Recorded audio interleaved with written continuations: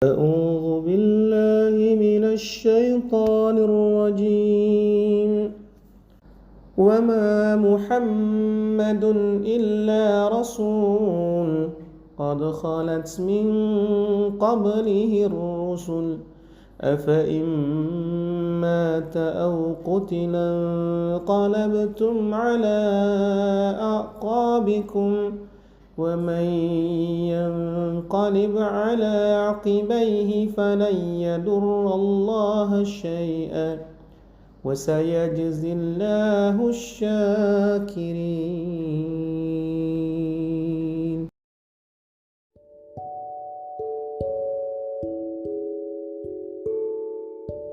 Assalamualaikum warahmatullahi wabarakatuh. Bismillah walhamdulillah wassalatu wassalamu ala rasulillah wa ala alihi wa sahbihi wa man wala. Sahabat arah hidup yang disayangi Allah, ini adalah episode ke-77 dari serial Jejak Rasul. Orientasi akhirat selalu diajarkan oleh Rasulullah SAW kepada sahabat-sahabatnya. Demikianlah cara pandang orang Muslim terhadap dunia. Orang Islam tidak memandang dunia ini sebagai sebuah bentuk kehidupan yang permanen, melainkan mentalitasnya seperti yang disabdakan oleh Rasulullah SAW adalah kun fid dunya ka'annaka gharibun aw 'abir sabil.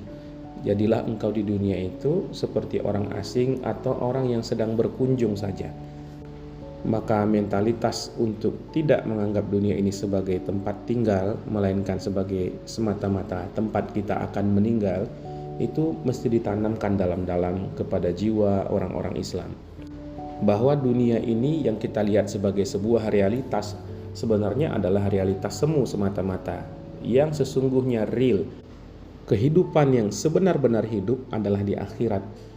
Di surah Al-Ankabut Allah mengajarkan kita, wa ma hadhil hayatud dunya illa lahu wa la'ib wa innad daral akhirata lahiyal hayawan law kanu ya'lamun. Dan tiadalah kehidupan di dunia ini melainkan sekedar canda dan permainan saja. Dan sesungguhnya yang benar-benar kehidupan itu adalah negeri akhirat, andai saja engkau mengetahuinya. Pintu yang menyambungkan antara dunia kita ini dengan alam akhirat itu bernama kematian. Dan Rasulullah sering kali bicara tentang kematian ini. Bahkan adalah salah satu sunnah beliau untuk banyak-banyak mengingat mati. Rasul sabdakan, aktsiru dzikra hazimil lazzah. Engkau perbanyaklah mengingat satu hal yang bisa memutuskan semua kelezatan dunia. Itulah maut, kata Nabi. Di satu ketika lain ini disebut juga sebagai standar kecerdasan manusia dalam memandang kehidupan. Rasul katakan, al-kaisu man dana nafsahu wa amila lima ba'dal maut. Orang yang sungguh-sungguh pandai, cerdas dalam mengarung kehidupan ini adalah orang yang pandai mengendalikan nafsunya, pandai mengelola jiwanya, lalu dia beramal untuk persiapan hidup setelah kematiannya. Di Quran juga bertebaran ayat-ayat yang membicarakan tentang kematian. Tentu di benak kita yang paling mudah kita ingat adalah kalimat istirja, inna lillahi wa inna ilaihi raji'un. Sesungguhnya kami ini dari Allah dan akan pulang kembali kepada Allah Ta'ala. Atau mungkin sepenggal ayat Al-Quran, kullu nafsin za'iqatul maut. Setiap yang bernyawa pasti merasakan kematian. Memasuki tahun ke-11 Hijriah, sudah banyak pula memang sahabat Nabi yang menemui ajalnya. Ada yang terbunuh sebagai syahid di medan tempur, ada yang wafat karena sebab-sebab alamiah biasa saja, karena sakit dan lainnya. Namun pada diri Nabi, orang tidak berpikir tentang kematian beliau. Nabi memang sudah cukup tua, usianya sudah 63 tahun. Tapi secara fisik beliau masih terlihat sangat muda, jauh lebih muda daripada usianya. Matanya masih sangat jernih, masih terang. Ubannya sangat sedikit sekali. Badannya masih sangat kuat, beliau masih perkasa di dalam aneka pertempuran. Apalagi beliau juga tidak pernah sakit. Tapi dalam sebuah perbincangan keluarga ketika beliau berkumpul dengan istri-istrinya, ada yang bertanya, ya Rasulullah, di alam barzakh nanti siapa yang akan menemani engkau pertama kali? Kata Nabi, yang akan menemaniku pertama kali adalah siapa di antara kalian yang tangannya paling panjang. Kalimat ini sementara diartikan secara harfiah dulu oleh para istri Nabi, maka mereka mengukur siapa di antara mereka, membanding-banding.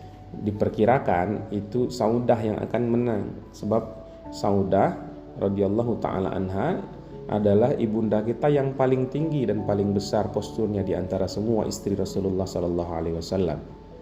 Tapi faktanya nanti menyatakan bahwa sejak perbincangan itu kira-kira 10 tahun kemudian baru ada satu istri Nabi yang wafat, dan itu adalah Zainab radhiyallahu taala anha.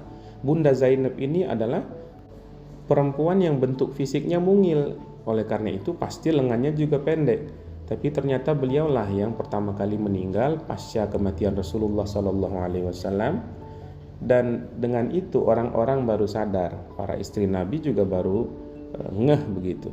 Ternyata yang dimaksud Nabi yang terpanjang tangannya itu adalah yang paling dermawan di antara istri Rasulullah. Masing-masing mereka punya kelebihan. Tapi Zainab radhiyallahu taala anha memang adalah wanita yang sangat murah hati. Bahkan beliau sampai punya gelar Ummul Masakin, ibunda orang-orang miskin. Sahabat arah hidup, satu malam tidak lama setelah Nabi memerintahkan persiapan pasukan untuk berangkat ke Suriah yang akan dipimpin oleh Usamah bin Zaid. Saat itu pasukan masih belum berangkat, masih ada di Madinah, masih prepare. Di malam itu beliau panggil bekas budak beliau namanya Abu Muwaihibah. Dia katakan, Abu Muwaihibah, temani saya. Beliau pun langsung menemani Rasulullah SAW. Nabi katakan, aku sudah diperintahkan oleh Allah Subhanahu Wa Taala untuk memohonkan ampun bagi para ahli kubur, maka temani aku. Lalu Rasulullah bersama Abu Muwaihibah pun pergi bersama-sama ke Baqi, ke tempat pemakaman. Di sana Nabi beruluk salam. Nabi katakan, Assalamualaikum ya ahlal kubur. Selamat atas engkau wahai penghuni kubur. Ini kemudian menjadi sunnah juga bagi kita untuk memberi salam setiap lewat di pekuburan orang muslim. Lalu Nabi katakan, gembiralah engkau di alam sana, alam yang jauh lebih baik dari negeri yang sedang dihuni manusia. Fitnah akan datang kepada mereka yang masih hidup ini secara beruntun. Kal qita'il laili muzlima, seperti beruntunnya potongan-potongan malam gelap, kata Nabi. Yang terakhir menyusul yang dahulu. Yang terakhir maksudnya fitnah yang datang kemudian akan lebih jelek dari yang sebelumnya. Ini indikasi bahwa memang orang hidup itu lebih berat daripada orang mati. Orang yang sudah mati terbebas dari segala keresahan-keresahan dan fitnah di dunia yang makin hari makin ke ujung ini makin jelek saja keadaannya, makin buruk, makin berat cobaan-cobaannya. Lalu Nabi terdiam. Setelah terdiam, beliau menolehkan pandangannya ke Abu Muwaihibah. Beliau kabarkan, baru saja aku ditawari seluruh kunci perbendaharaan dunia ini. Aku akan kekal di dalamnya. Barulah kemudian aku masuk ke dalam surganya Allah Ta'ala. Dan tawaran kedua adalah aku segera bertemu dengan Tuhanku dan masuk ke dalam surganya. Abu Muwaihibah berkata kepada Rasulullah, Ya Nabi, duhai yang lebih aku sayangi dari ayah dan ibuku, ambillah pilihan pertama ya Rasulullah. Ambillah kunci-kunci perbendaharaan dunia itu, baru setelah itu engkau ke surganya Allah Ta'ala. Tapi Nabi menggeleng. Nabi katakan, aku memilih pertemuan dengan Tuhanku dan surganya. Nampak bahwa Rasulullah sudah sangat rindu kepada Allah Subhanahu wa Ta'ala. Setelah itu Nabi pun memanjatkan doa untuk para orang-orang yang dikuburkan di Baqi itu. Malam berlalu, datanglah fajar. Nabi mulai merasakan sakit kepala yang tidak pernah seperti itu sebelumnya. Sangat berat kepala Rasulullah. Tapi beliau tetap memaksakan diri pergi ke masjid mengimami sholat subuh. Ba'da salat, beliau naik ke mimbar. Beliau doakan keselamatan bagi syuhada perang Uhud. Doanya begitu syahdu, seolah-olah itu adalah doa yang terakhir kali akan dipanjatkan oleh Nabi SAW. Lalu beliau mengulang apa yang dikatakan tadi malam kepada Abu Muwaihibah. Kepada sahabat-sahabat yang hadir itu Rasul katakan, ada seseorang di antara hamba Allah yang diberi pilihan antara dunia ini atau pertemuan dengan Rabb-Nya, dan hamba itu memilih berjumpa dengan Tuhannya. Saat beliau katakan itu, Abu Bakar yang sedang duduk di sana tiba-tiba menangis. Dia tahu bahwa Rasulullah itu sedang bicara tentang diri beliau sendiri, dan pilihan yang dimaksud oleh Nabi itu perjumpaan dengan Tuhan itu tidak lain adalah kematian. Abu Bakar menangkap bahwa sinyal-sinyal ini semakin kuat. Nabi SAW tidak lama lagi akan meninggalkan mereka. Nabi melihat gelagat Abu Bakar demikian, menyuruhnya untuk tidak menangis. Berhenti wahai Abu Bakar, tidak usah menangis.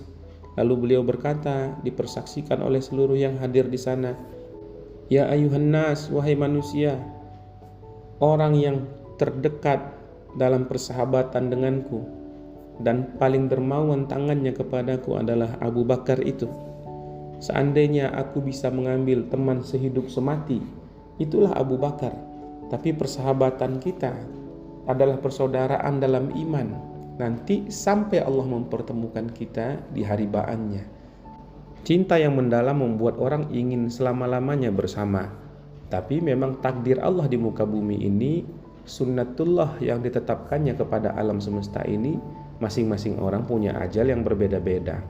Maka persaudaraan dalam iman akan mempertemukan orang yang sempat terpisah oleh kematian itu nanti di hari akhir. Di kesempatan itu pula lah Nabi berkata, beliau melihat sekeliling pintu masuk masjid, atau ada juga yang mengatakan jendela-jendela, Allahu a'lam. Kata Rasulullah, tutuplah ini semua pintu-pintu yang mengarah ke masjid. Tolong diberikan dinding kecuali pintu rumahnya Abu Bakar. Lalu sebelum beliau turun dari mimbar ketika khutbahnya sudah selesai, Rasul sempat berkata, aku akan pergi mendahului kalian dan aku akan menjadi saksi bagi kalian. Nanti kita akan bertemu di telaga, yakni telaga Al-Kautsar. Di mimbarnya itu Rasulullah diberikan visi oleh Allah Subhanahu wa taala tentang keadaan kaum muslimin di masa depan. Maka seperti yang diriwayatkan oleh Imam Bukhari, Nabi pun bersabda, sesungguhnya dari tempat aku berdiri ini aku dapat melihat, aku tidak khawatirkan kalian nanti akan menyembah Tuhan lain selain Allah Ta'ala. Aku tidak khawatir kalian syirik, tetapi yang aku khawatirkan di dunia ini kalian akan saling berlomba, saling bersaing, berebut kejayaan duniawi. Jadi memang fitnah dunia itu akan menjadi satu cobaan tersendiri bagi umatnya Rasulullah Sallallahu Alaihi Wasallam. Hari itu adalah giliran Nabi berada di rumah ibunda kita Maimunah radhiyallahu anha. Sesampai di rumah Maimunah, Rasulullah terbaring. Karena tadi setelah sholat subuh itu beliau terlalu memaksakan diri. Kesehatannya memburuk, tapi beliau tetap berkhutbah di atas mimbar dan itu menyita energi beliau. Setelah beberapa saat istirahat, Nabi ingin memberitahu kepada Aisyah bahwa beliau sakit. Maka Nabi pergi sebentar ke rumahnya Aisyah yang juga berada di seputaran Masjid Nabawi. Saat itu Aisyah juga sedang sakit, dan ketika beliau masuk ke dalam ruangannya, Bunda Aisyah ini merintih, betapa beratnya kepalaku. Kata Nabi, Aisyah, aku sakit, kata Nabi, kepalaku sangat sakit.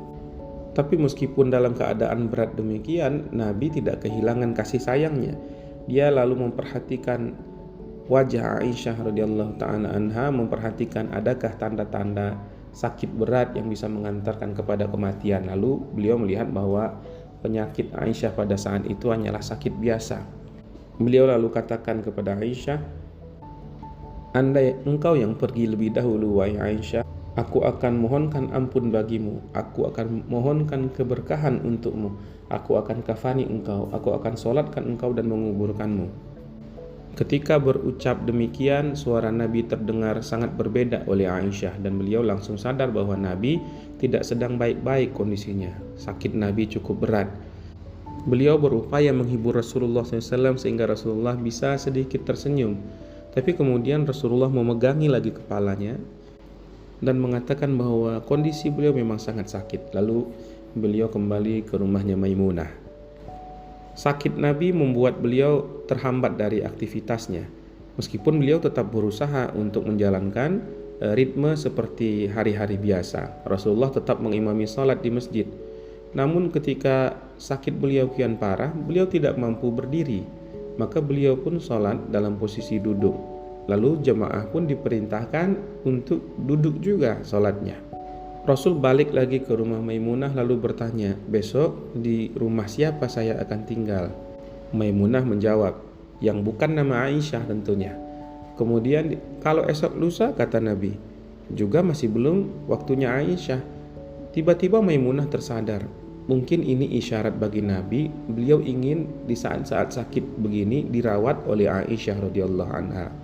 Bersama para istri-istri Nabi yang lain yang sudah diberitahu oleh Maimunah hal tersebut sebelumnya, semua menghadap Nabi lalu mengatakan, ya Rasulullah, jatah waktu kami ini kami berikan kepada Aisyah. Rasulullah menerima apa yang disampaikan oleh istri-istri beliau itu, hanya saja beliau memang tidak kuat untuk berpindah-pindah tempat. Beliau terlalu lemah untuk berjalan, maka dipapahlah beliau oleh Abbas dan Ali menuju rumah Aisyah.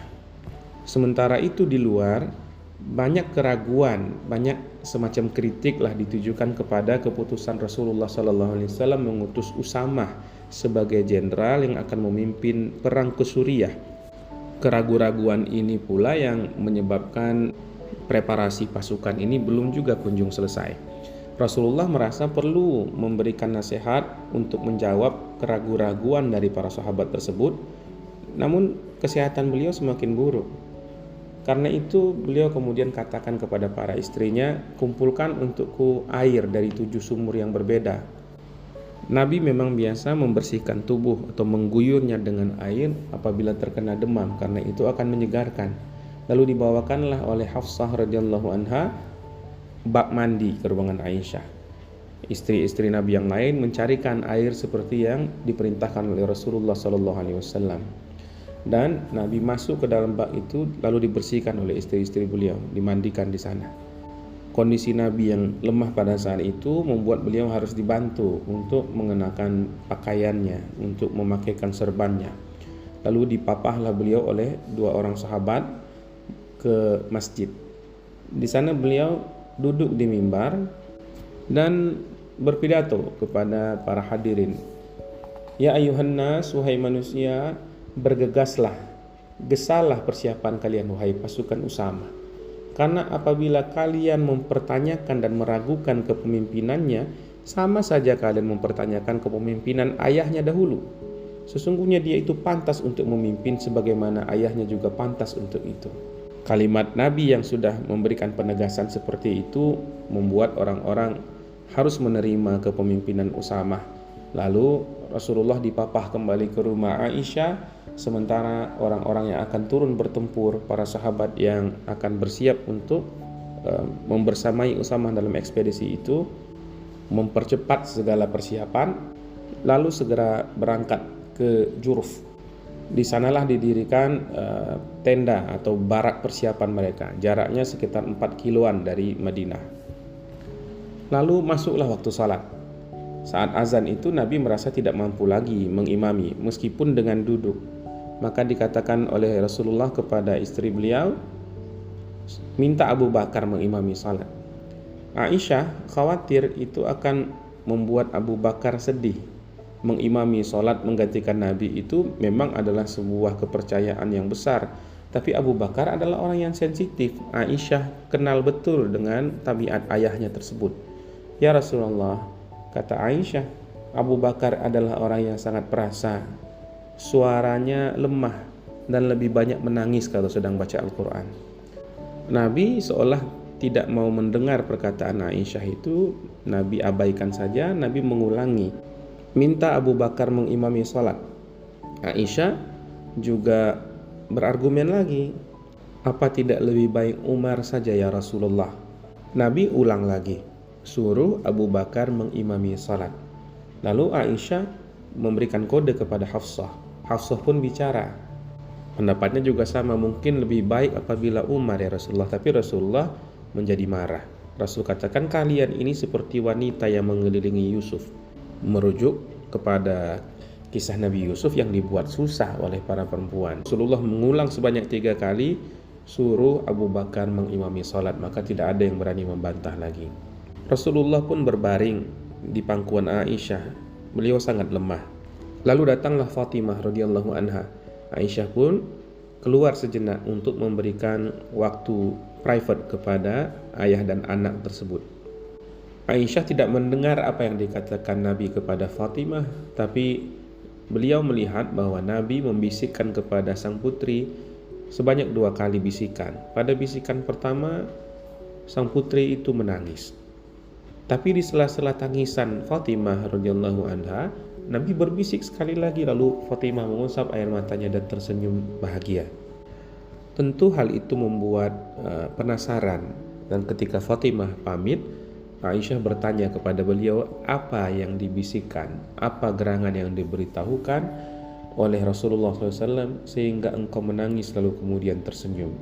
Kata Fatimah, ini masih rahasia.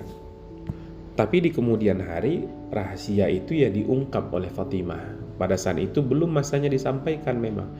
Fatimah mengatakan, bisikan pertama itu adalah Rasul memberitahu bahwa sakit kali ini, kata Nabi, akan mengantarkan beliau kepada kematiannya, sehingga Fatimah menjadi sangat sedih. Dan pada bisikan kedua, Nabi mengatakan bahwa di antara semua keluarga ini, yang akan menyusul beliau pertama kali adalah Fatimah. Sebab itulah aku tertawa bahagia, kata Fatimah radhiyallahu anha. Saat keadaan Nabi sakit demikian, Ummu Aiman selalu mensuplai informasi tentang kondisi Nabi kepada putranya Usamah yang sedang berada di Juruf. Untuk berbolak-balik ia tidak begitu sulit karena jaraknya hanya sekitar 4 km. Usamah mendengar keadaan Nabi demikian memburuk, memutuskan untuk tidak melanjutkan perjalanan dulu. Dia tetap bersiaga di Juruf sampai ada berita yang jelas tentang kondisi Rasulullah SAW. Satu pagi kondisi Nabi sangat drop, sehingga Usamah segera memacu kudanya dari Juruf itu menuju Madinah sambil menangis terseduh-seduh menemui Rasulullah. Dan memang hari itu Nabi sangat lemah sampai-sampai sulit untuk bicara meskipun tidak kehilangan kesadaran. Usamah merangkul Nabi erat-erat dan menciumnya. Usamah memang sangat dekat dengan Nabi, sudah seperti cucunya sendiri. Nabi mengangkat tapak tangannya tinggi-tinggi, berdoa, meminta keberkahan dari langit, lalu kemudian beri isyarat dengan tangannya kepada Usamah untuk pergi. Usamah pun pergi kembali ke barangnya dengan sangat sedih.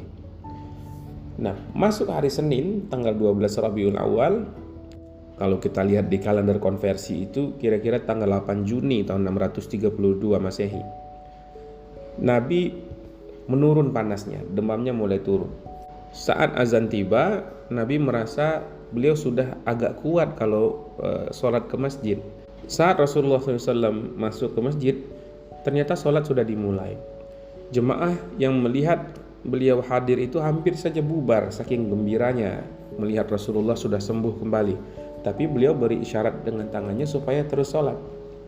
Nabi bahagia sekali menatap sahabatnya, betapa sahabat-sahabat ini sangat taat dalam memuja Allah Subhanahu wa taala. Wajah Nabi digambarkan sangat berseri-seri pada saat itu. Beliau dibantu oleh Fadl, putranya Abbas, dan Thauban, bekas budaknya Rasulullah SAW, untuk maju ke depan. Anas yang pada saat itu baru masuk juga dalam salat mengatakan bahwa sepanjang kehidupannya belum pernah aku melihat Rasulullah setampan itu. Rasulullah sangat tampan, tapi pada saat itu adalah penampilan terbaik Rasulullah SAW. Abu Bakar di depan sedang menjadi imam sholat. Beliau mengetahui karena riuhnya di belakang dan menduga bahwa ini adalah Rasul yang masuk ke dalam masjid. Maka Abu Bakar mundur untuk mempersilahkan Nabi mengambil alih sholat. Tapi Nabi dorong pundak Abu Bakar mengisyaratkan untuk beliau tetap mengimami salat. Imamilah salat jemaahmu, kata Nabi. Nabi sendiri salat dengan duduk di sebelah kanan Abu Bakar. Pagi itu Usamah lagi-lagi datang dari barak militer. Dia mengira bahwa Rasulullah sudah makin memburuk. Beliau sangat sayang kepada Nabi. Tapi yang ditemui oleh Usamah adalah Nabi sudah bisa salat subuh. Dan Nabi berpesan kepada beliau, bergeraklah dengan rahmat dari Allah Subhanahu wa taala. Maka Usamah pun dengan gembira mengucapkan selamat tinggal. Sekarang dia sudah mantap hati karena Nabi ditinggalkan di Madinah dalam keadaan sehat, atau setidaknya sudah nampak kondisi kesehatannya mulai membaik. Begitu pula dengan Abu Bakar yang tadinya beliau standby dekat-dekat dengan Rasulullah SAW. Ketika melihat Nabi sudah bisa menghadiri sholat subuh, Abu Bakar pun pergi ke daerah dataran atas Madinah. Beliau sebelum menikah dengan Asma binti Unais, menikah pula dengan Habibah binti Kharijah, orang suku Khazraj. tempat beliau tinggal saat pertama kali hijrah. Habibah istri beliau itu memutuskan untuk tetap tinggal bersama-sama keluarganya di daerah Sulh, daerah yang bagian atas Madinah, dan Abu Bakarlah yang ke sana mengunjunginya. Jadi kita bisa melihat psikologis para sahabat Nabi ini sudah mulai tenang. Oh, Nabi tidak kenapa-napa. Nabi kemudian masuk kembali ke rumah Aisyah, dipapah oleh Fadl dan Sauban, diikuti oleh Ali bin Abi Thalib dan Abbas. Mereka keluar dari kamar Nabi, kemudian orang-orang yang lewat bertanya, bagaimana ya Ali kondisi Nabi? Dijawab oleh Ali bin Abi Thalib, alhamdulillah beliau baik-baik saja. Tapi tidak lama orang itu pergi, Abbas tiba-tiba keluar dari kamar Rasulullah SAW dan menarik tangan Ali. Dia katakan, wallahi aku melihat pada wajah Nabi itu ada tanda-tanda orang mau meninggal, seperti apa yang sering saya saksikan pada orang-orang yang mau wafat di orang-orang suku kita. Jadi memang ada tanda-tanda tertentu yang bisa terbaca oleh orang yang sering menghadapi orang-orang yang sedang sakarat. Dan memang ternyata kondisi Nabi sudah makin lemah. Pada saat itu Nabi berbaring lagi di pangkuan Aisyah. Datanglah Abdurrahman bin Abu Bakar, saudara Aisyah, untuk masuk melihat kondisi Nabi. Saat itu beliau pegang siwak. Siwak itu kemudian dipandangi oleh Rasulullah dan Aisyah tahu bahwa Rasulullah ingin bersiwak. Diambillah siwak punya Abdurrahman tadi, dibersihkan oleh Aisyah, lalu diberikan kepada Nabi. Meskipun Nabi lemah, tapi beliau senang sekali dan dengan rapi menyikat giginya. Rasulullah memang sangat cinta kepada kebersihan. Setelah bersiwak itu Rasulullah kemudian pingsan. Aisyah mengira bahwa Rasulullah ini sedang sekarat. Dan memang saat itu Jibril telah datang kepada Rasulullah SAW untuk mengabarkan bahwa ada malakul maut yang sedang minta izin untuk masuk ke tempat beliau. Muhammad SAW bukanlah manusia biasa, dia adalah junjungan semesta. Hatta Israel pun merasa sungkan untuk mengambil nyawa beliau. Maka kata Nabi Muhammad SAW, berilah dia kesempatan untuk masuk. Pada saat itulah Rasulullah kemudian merasakan sakitnya sakaratul maut. La ilaha illallah, kata Nabi, inna lil mauti sakarat. Memang maut ini ada sakaratnya, ada masa-masa sukarnya. Kata Israel, ya Rasulullah, aku sudah berupaya untuk mengambil nyawamu dengan selembut-lembutnya. 70 kali lebih aku ringankan dari apa yang biasa aku lakukan. Lalu Nabi mengatakan, betapa kasihannya umatku apabila yang sudah diringankan pun sesakit ini. Maka Rasul meminta kepada Allah Ta'ala, ya Allah, timpakan semua sakit-sakit dalam sakarat ini yang harusnya engkau berikan kepada umatku, berikan seluruhnya kepadaku ya Rasulullah. Begitulah kecintaan Nabi kepada kita, bahkan dia tidak rela umatnya itu merasakan sakit dalam menjemput mautnya. Dan doa Nabi diijabah oleh Allah Ta'ala. Pada saat itu Nabi berkeringat sangat banyak. Aisyah melihat di kening Nabi bercucuran keringat dan badan beliau menjadi sangat panas. Itulah sakit yang ditanggungkan oleh Nabi demi cintanya kepada umatnya. Dan mulutnya juga tidak henti memberikan wejangan-wejangan dan berucap lirih, ummati, ummati, ummati, duhai umatku. Betapa risaunya dia kepada umatnya. Aisyah teringat Rasulullah memang pernah bersabda, tidak ada seorang nabi pun yang dicabut Allah nyawanya sebelum dia ditunjukkan tempatnya di surga. Lalu diberikan pilihan, ingin hidup atau ingin menjemput kematian pada saat itu. Dan itulah yang dalam pikiran Aisyah saat ini sedang dialami oleh Nabi. Beliau bergumam, nampaknya kali ini beliau tidak akan memilih kami, maksudnya memilih untuk tinggal di dunia. Lalu terdengar Nabi lirih menggumamkan ayat ke-69 dari surah An-Nisa. Fa'ulaika ma'al ladzina an'ama Allahu 'alaihim minan nabiyyin was-siddiqin wasyuhada'i was-salihin wa hasuna ulaika rafiqa. Mereka itu bersama-sama dengan orang-orang yang dikaruniai nikmat oleh Allah Subhanahu wa taala, para nabi, para siddiqin, para syuhada dan para orang-orang soleh. Mereka itulah teman-teman yang paling baik. Dan itulah di antara ucapan terakhir Rasulullah SAW. Lalu bertambah beratlah dirasa oleh Aisyah kepala beliau. Makin lama makin berat, sehingga semua orang pun sadar bahwa Nabi sudah tiada. Lalu semua istri Nabi yang berada di sekelilingnya menangis. Aisyah membaringkan kepala Nabi di atas bantal, lalu turut menangis bersama para istri Rasulullah yang lainnya. Betapa gemparnya, betapa menyedihkannya, itu adalah hari paling sedih di dalam kehidupan para sahabat. Bahkan jauh lebih memilukan di dalam hati mereka daripada hari kematian orang tua kandungnya sendiri. Ummu Aiman berkabar kepada Usamah, dan Usamah pun segera kembali ke Madinah. Di antara pasukan yang bersama dengan Usamah dalam ekspedisi itu ada beberapa sahabat senior, termasuk Umar di dalamnya. Ketika Umar bin Khattab radhiyallahu anhu datang, orang sedang berkumpul. Umar tidak terima ketika Nabi dikatakan wafat. Beliau sangat tahu bahwa Rasulullah tersambung dengan alam gaib. Rasulullah pernah mi'raj ke langit. Rasulullah pernah melihat Jibril. Rasulullah bisa berbicara dengan kalangan jin. Rasulullah hanya pergi, kata Umar. Ruhnya hanya pergi sebentar dari badannya dan segera akan kembali. Ketika Umar sedang demikian emosional karena tidak siap dengan kehilangan Rasulullah SAW, Abu Bakar juga baru datang. Beliau baru datang dari Sun menunggang kuda dengan bersegera. Langsung beliau masuk ke kediaman putrinya Aisyah, membuka kain yang menutupi wajah Rasulullah SAW. Dipeluknya tubuh Nabi SAW, diciuminya. Wahai engkau yang lebih aku kasihi dari ayah dan ibuku, engkau telah rasakan kematian yang Allah sudah takdirkan padamu, dan setelah ini hanya akan ada hidup yang abadi. Dengan sangat ta'zim, Abu Bakar menutupkan kembali kain itu di atas wajah Nabi dan keluar menuju kerumunan orang yang masih mendengarkan ucapan-ucapan Umar yang sangat emosional. Abu Bakar pun langsung berkata, "Tenanglah wahai Umar, dengarlah aku." Sebelumnya Umar tidak mau mendengarkan siapapun, bahkan marah ketika ada orang yang mencoba meyakinkannya tentang wafatnya Rasulullah. Tapi begitu mendengar suara Abu Bakar, tunduklah Umar. Abu Bakar lalu berbicara, "Wahai manusia, siapa yang menyembah Muhammad? Sungguh Muhammad telah wafat. Barang siapa menyembah Allah, sesungguhnya Allah itu maha hidup, tidak akan pernah mati."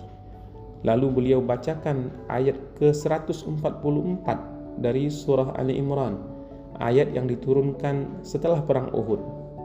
Allah mengatakan, "Wa ma Muhammadun illa rasul qad khalat min qablihi ar-rusul afa imma ta'u qutilan qalabtum ala aqabikum wa may yanqalib ala aqibaihi fala yadurrullaha syai'a wa sayajzillahu syakirin." Muhammad itu tidak lain hanyalah seorang rasul. Telah berlalu sebelumnya beberapa orang rasul. Apakah jika ia nanti wafat atau terbunuh, kamu akan berbalik ke belakang? Akankah engkau murtad? Siapa yang berbalik, maka dia tidak dapat mendatangkan mudarat kepada Allah sedikit pun, dan Allah akan memberi balasan kepada orang-orang yang bersyukur. Banyak orang yang belum mendengarkan ayat ini lalu terkesiap, termasuk juga Umar bin Khattab. Beliau tahu tentunya ayat ini, tapi saat itulah beliau tersadar. "Saat aku dengar," kata Umar, "ayat tersebut dibacakan oleh Abu Bakar, maka terkejutlah aku sehingga tersungkur lemas tubuhku ke tanah. Kakiku tak lagi mampu berdiri, karena aku tahu Rasulullah memang telah meninggalkan kami semua." Itulah akhir yang demikian indah dari kehidupan Rasulullah SAW. Dia tuntaskan seluruh perjuangannya. Dia tebarkan cinta untuk semesta alam. Dia bela umatnya sampai di akhir hayatnya. Mudah-mudahan kita bisa menghayati dan merasakan cinta dari Rasulullah SAW tersebut, dan mampulah pula kita hendaknya membalas sayangnya, kasihnya Rasulullah SAW kepada kita. Rajin-rajinlah kita bersolawat, mengirimkan salam untuk ruhnya yang suci mulia, dan kita hendaknya bertekun-tekun untuk mengikuti sunnahnya setapak demi setapak. Mudah-mudahan serial Jejak Rasul ini menjadi satu wasilah, tanda kecintaan kepada Rasulullah SAW. Tidak ada yang mampu dibuat kecuali hanya menceritakan tentang kemuliaan Nabi yang mulia ini. Itu pun jauh dari kata sempurna, karena apa-apa yang kita kisahkan di serial Jejak Rasul ini jauh dan tidak dapat menggambarkan kesempurnaan akhlak dan kemuliaan kehidupan sang Nabi SAW. Kita mencintai Rasulullah SAW, kita merindukannya. Mudah-mudahan kita nanti dipertemukan oleh Allah Subhanahu Wa Taala dalam keadaan dapat mengakrabi beliau di alam akhirat sana. Sahabat arah hidup yang dimuliakan Allah, berakhir sudah serial Jejak Rasul. Mudah-mudahan ada manfaat bagi kita semua.